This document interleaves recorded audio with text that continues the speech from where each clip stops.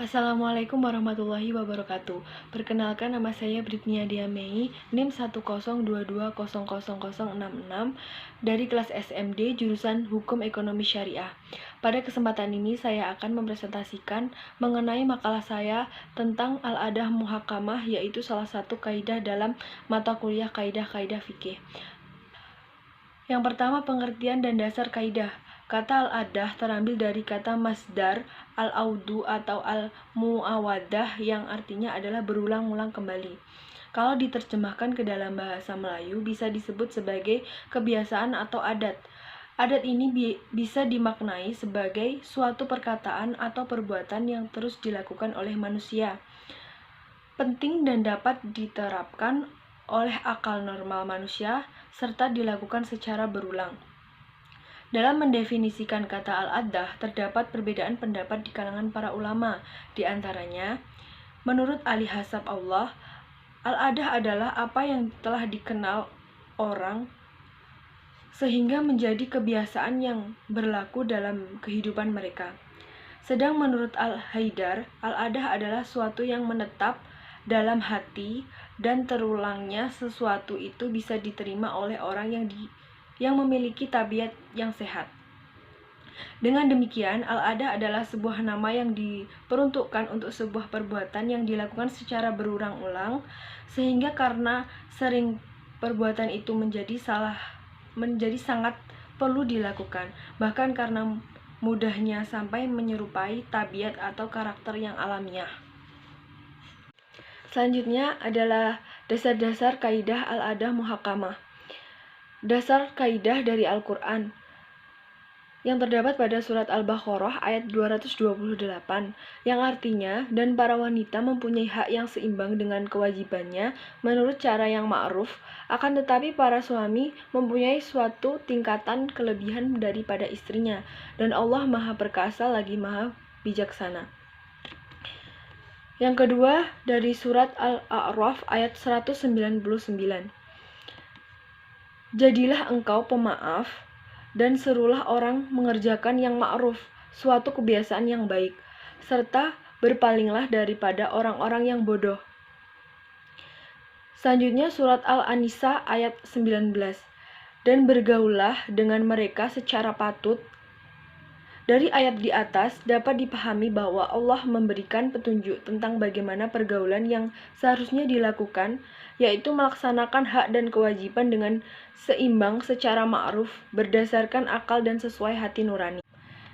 Definisi adat dan urf. Adat dan urf keduanya berasal dari bahasa Arab. Urf secara etimologi berarti yang baik dan juga berarti pengulang atau berulang-ulang. Kata urf dan ma'ruf dalam Quran dipandang sebagai bagian dari sikap ihsan. Sedangkan adat secara terminologi adalah segala apa yang telah dikenal manusia, maka hal itu jadi suatu kebiasaan yang berlaku dalam kehidupan mereka, baik berupa perkataan ataupun perbuatan. Sedangkan urf adalah apa yang dikenal oleh manusia dan berlaku padanya, baik berupa perkataan, perbuatan, atau meninggalkan sesuatu. Para ulama mendefinisikan adat dan urf adalah suatu perkataan dan perbuatan yang terus-menerus dilakukan oleh manusia, dapat diterima akal dan sejalan dengan logika, serta dapat diterima oleh watak kemanusiaannya.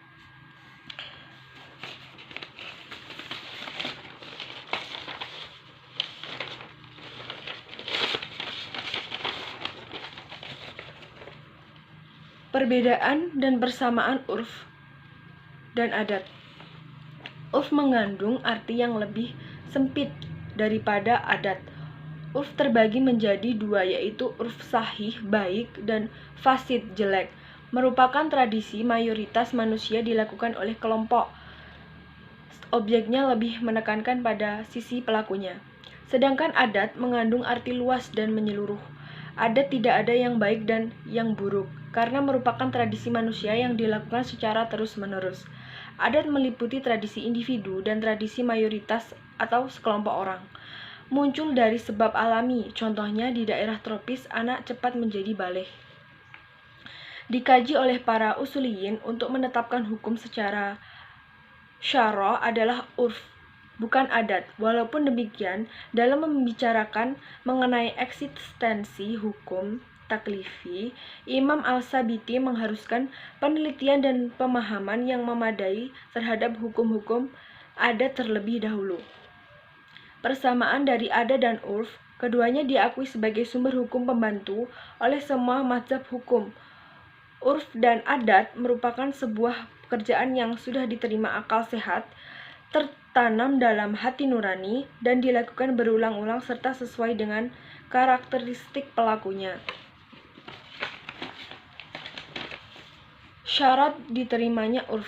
Syarat urf untuk dapat dijadikan sebagai landasan hukum harus memenuhi kriteria sebagai berikut. Yang pertama, urf itu bersifat umum, maknanya tradisi atau adat istiadat yang sudah terjadi terdapat berlaku untuk semua lapisan masyarakat. Yang kedua, urf itu sudah ada ketika terjadi suatu peristiwa yang akan dilandaskan pada urf itu. Misalnya, ada orang yang ingin mewakafkan tanahnya untuk seorang kiai.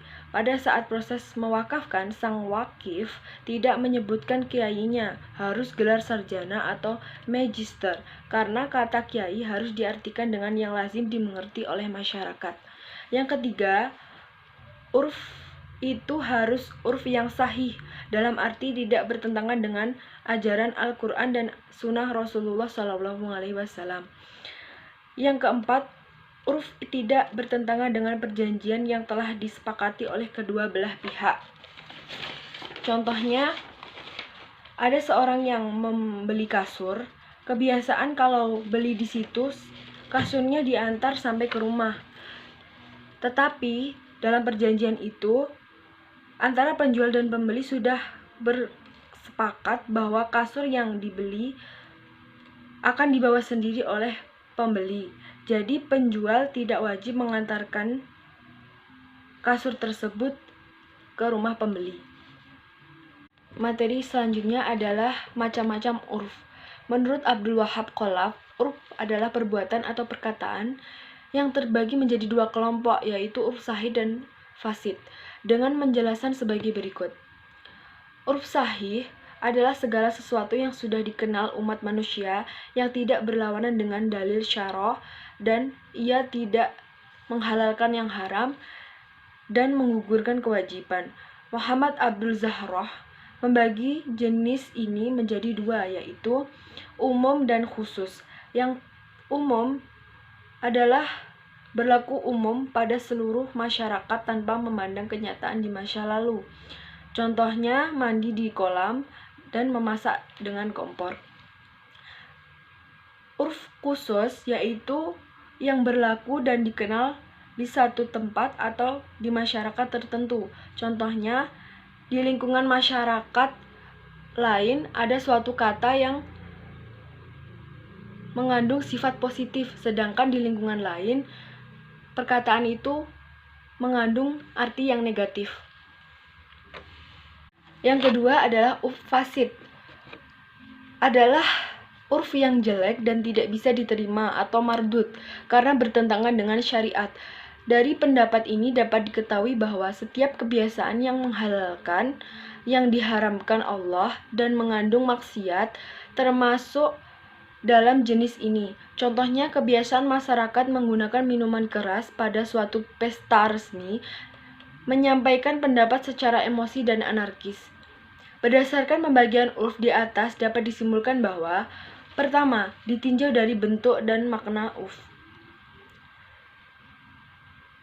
Yang pertama berupa perkataan hauliyah. Contoh adalah kata makanan ringan. Dalam hal ini masyarakat menyebutkan kue adalah makanan ringan. Yang kedua adalah berupa perbuatan atau al-fi'li.